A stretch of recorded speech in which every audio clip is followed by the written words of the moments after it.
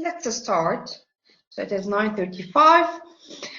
Okay, good morning, guys. In this lecture, we're gonna solve some problems on the special cases. What are these special cases? They are the uniform rectilinear motion, and this occurs when v is equal to constant, and the uniformly accelerated rectilinear motion, and this occurs when a is equal to constant. And as we demonstrated in the video lectures, these are the equations for a uniform rectilinear motion when v is equal to constant. So I can find when v is equal to constant, of course, a is equal to 0 because it's the derivative of the velocity, and I can find the position which is equal to vct plus s0. What is s0, guys? So what is s0? It is the initial position, which means it is when t is equal to 0, right? So guys, in order to apply this equation, we have two conditions. The first one is that S0 is at t is equal to 0.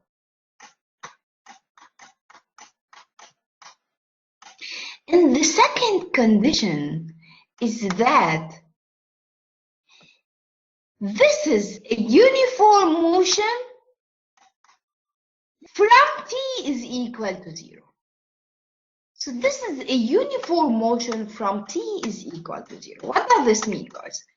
You can face some problems like the problem that we're going to solve in this session, where the motion is divided into several parts. One of them is when it is constant, when the velocity is constant, so this is a uniform motion. One of them is when the velocity is not constant, a is constant, and this is a uniformly accelerated motion. And one of them, for example, one part is a variable motion.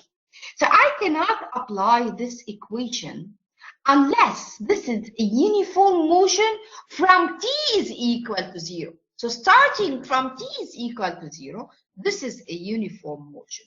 Why, guys? Because in fact, if I want to apply this equation, let's say between any 2 points, right? Between SA and SB. So I'm sure, guys, that between A and B there is a uniform motion, but A is not at t is equal to 0. So this uniform motion is not starting, let's say, from t is equal to 0.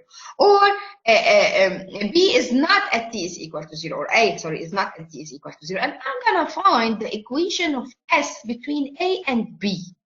Can I say that SB is equal to VCT plus SA? What do you think, guys? Can I say this? If I am sure that this is a uniform motion between A and B, can I say this? Hussein is saying yes, Abbas is saying yes, Noor is saying yes. In fact, no, I cannot do this. I cannot apply this equation. As I said before, guys, I cannot apply this equation unless these two conditions are satisfied. Why? Because, guys, if I need to find SB, knowing SA and V constant, I should, guys, integrate this motion between SB, let's say, and SA. And in this case, guys, this t here will not be equal to 0. It will be TA. What is the integration of a VC constant between TA and T?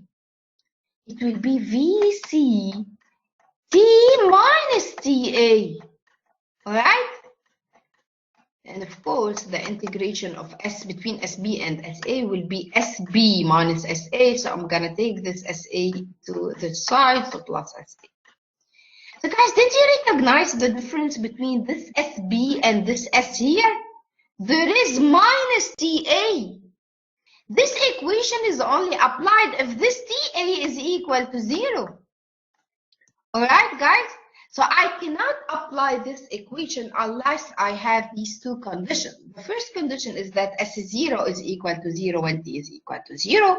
And the second condition is that this is a uniform motion from the beginning, from t is equal to 0.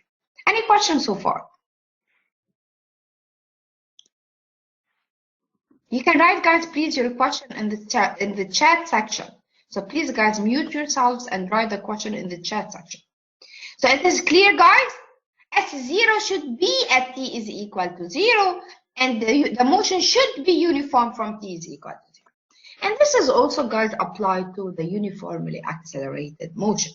This equation is only applied in these two conditions. What are these two conditions?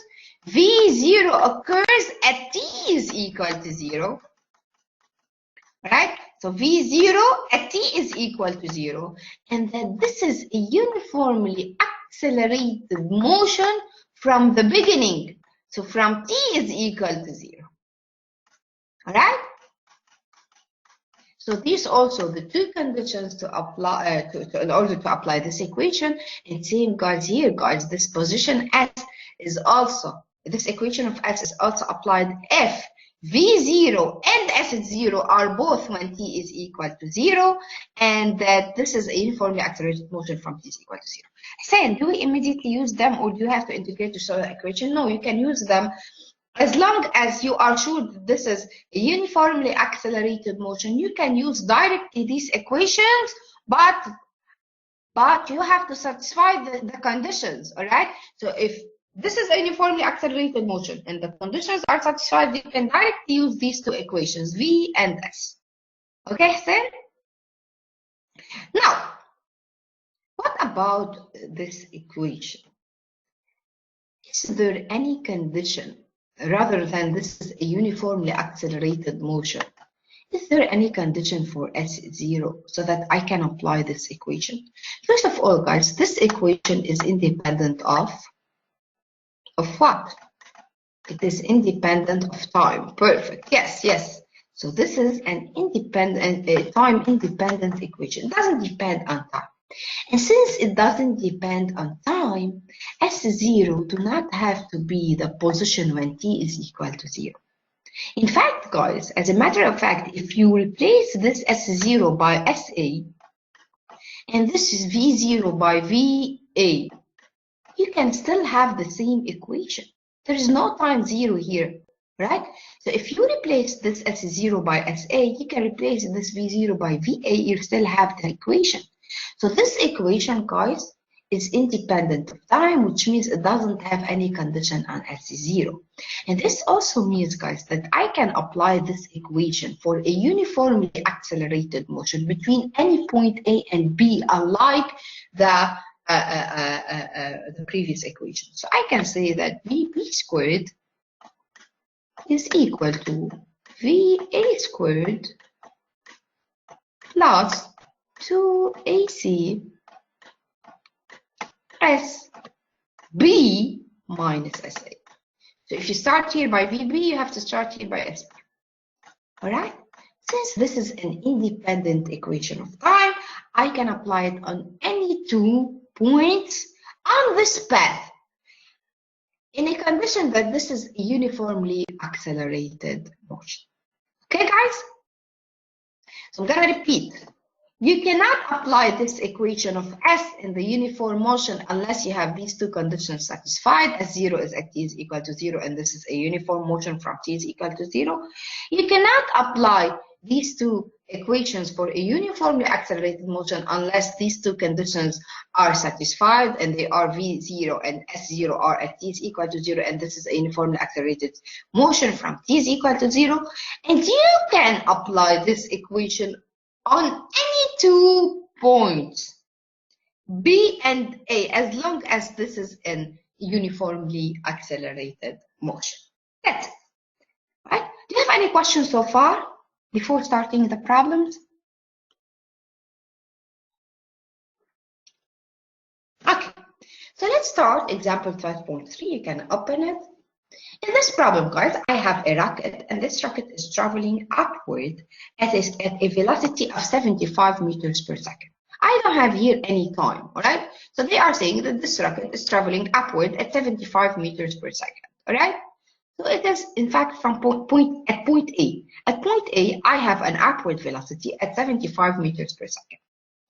They are saying, guys, that when it is at 40 meters, which is also point A, so point A, guys, SA is equal to 40 and VA is equal to 75 meters per second, the engine fails, right? So the engine fails. What does this mean? what will happen to the velocity, guys? What will happen to the velocity?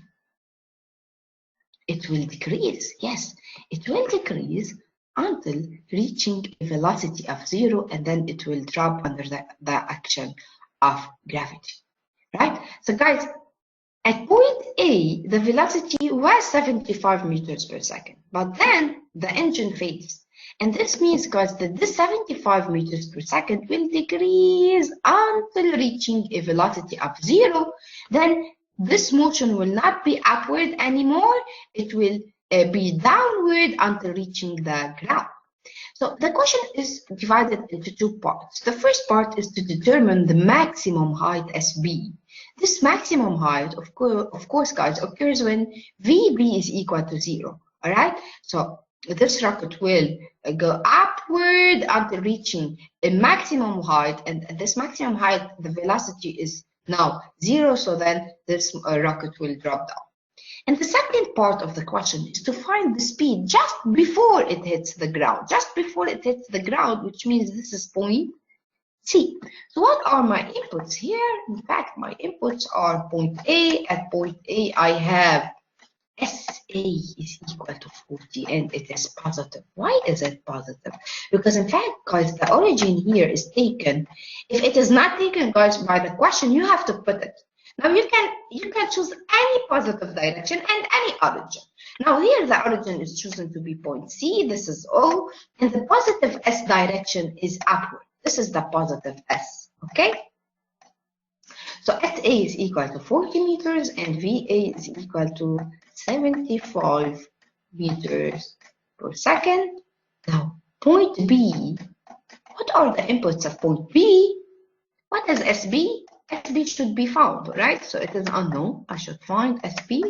And what will be VB? VB is equal to 0, right? So this is point B. What about point C? What is SC, guys? SC is equal to what?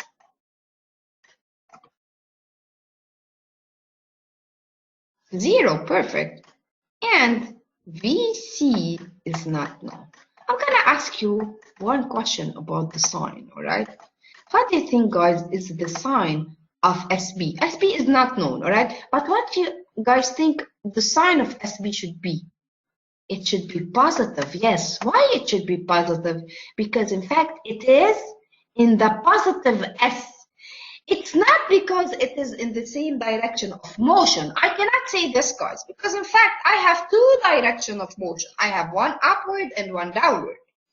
But in fact, guys, whenever I indicate an axis from the very start, the beginning of this problem, I should stick to this positive direction. My positive direction is S positive upward. So if this SB is to the upward side of O, then it is positive. If this S is to the downward side of O, then it is negative. Now the question is, what do you think the sign of this velocity C? Is it positive or negative? Abbas is saying it is negative. Yes. Why? Why VC should be negative?